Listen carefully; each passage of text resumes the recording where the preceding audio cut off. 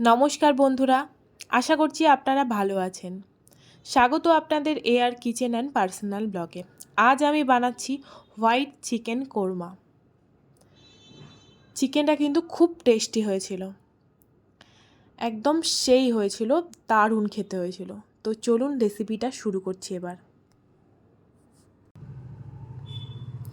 Chicken নিয়েছি 1 কিলোর মতো, ভালো করে পরিষ্কার করে ধুয়ে নিয়েছি। এবার চিকেনটা ম্যারিনেট করার জন্য আমি পেঁয়াজটাকে পেস্ট করে নেব।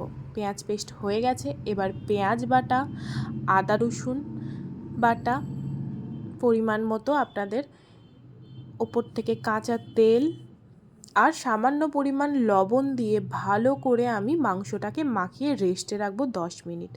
তারপর সরিষার তেলে ওই চিকেনগুলোকে আমি ফ্রাই করে নেব হালকা করে।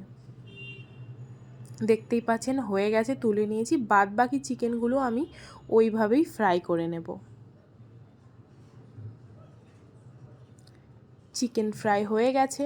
এবার আমি এর মধ্যে দিয়ে দেব কাঁচা লঙ্কা আর টমেটো, দিয়ে নাড়াচাড়া করতে থাকবো। আর ভেজে রাখা ওই মাংসগুলো এর মধ্যে অ্যাড করে আমি নাড়াচাড়া করতে থাকবো।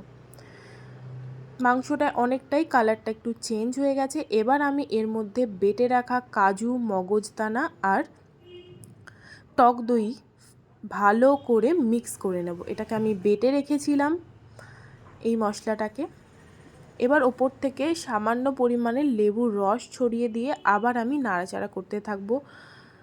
15 থেকে 20 মিনিটের মতো আমি এটাকে কষাবো। ওপর থেকে অল্প একটু নুন ছড়িয়ে আর মিষ্টি দিয়ে এটাকে আমি 10 মিনিট কষিয়েছি।